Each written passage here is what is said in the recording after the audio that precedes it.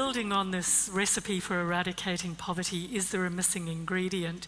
You know, when you cook something, it's not just about the ingredients you assemble, it's also how you mix them together.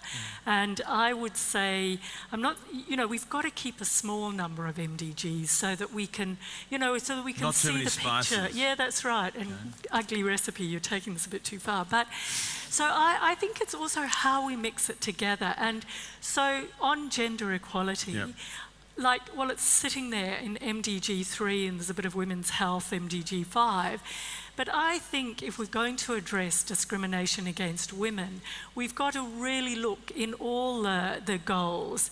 How do we incorporate equality, gender equality, address the issues of the marginalisation of people with disabilities? So I think it's not so much a missing ingredient, it's how we put the recipe together.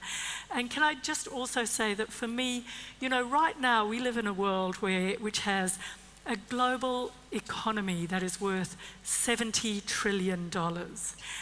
And the Brookings Institute has estimated that if we were to take all that 1 billion plus, just over 1 billion people who live under $1.25 a day, so that's everyone who lives in extreme poverty, it would take $66 billion to create a social safety net that would bring everyone out of extreme poverty.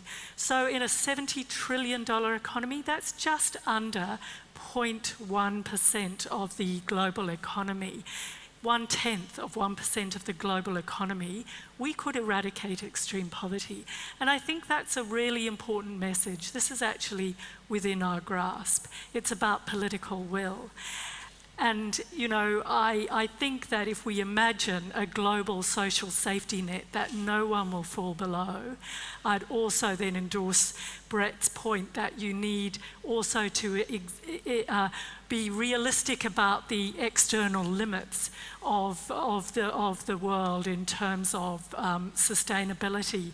So people, I think it's a bit of a flippant comment, but we've got recipes here. So people talk about donut economics, and if you imagine a donut, here's the outer limits to growth, and here's the inner ring that the gap, no one will fall below this. So maybe it's a recipe for a donut. Lovely, I love it.